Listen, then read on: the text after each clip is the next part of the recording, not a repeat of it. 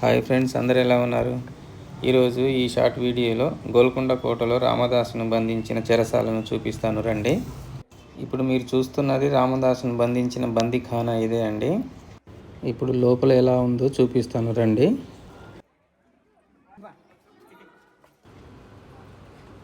చూడండి ఒకసారి. 17వ శతాబ్దపు చారిత్రక కట్టడం అండి ఇది. భద్రాచల రామాలయ నిర్మాణానికి ప్రభుత్వ నిధులు వినియోగించారనే నెపంతో కుతుబ్ షాహీ పాలకుడు తానీషా భక్త రామదాసుకు ప్రసిద్ధి చెందిన కంచర్ల గోపన్నను ఈ చీకటి గదిలో సుమారు 12 సంవత్సరాల పాటు బంధించాడు.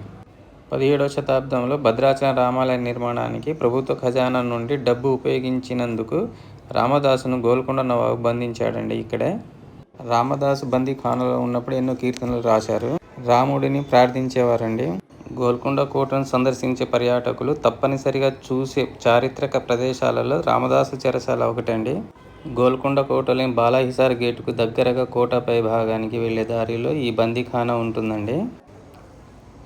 ఇక్కడ మీరు చూస్తున్న విగ్రహాలు రామదాసు తన గోళ్లతో బందీఖానా గోడలపై రాముడి, సీతాదేవి, హనుమంతుని, లక్ష్మణస్వామి విగ్రహాలను కూడా చెక్కారండి. ఇక్కడ మీరు చూడొచ్చు.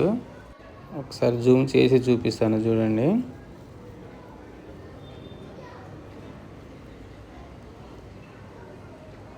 రామలక్ష్మణులు తానీషా గారి వద్దకు వెళ్ళి 6 లక్షల వరహాలు శిస్తు సొమ్ము చెల్లించి రామదాసు విడుదల పత్రమును తీసుకున్నారంటండి.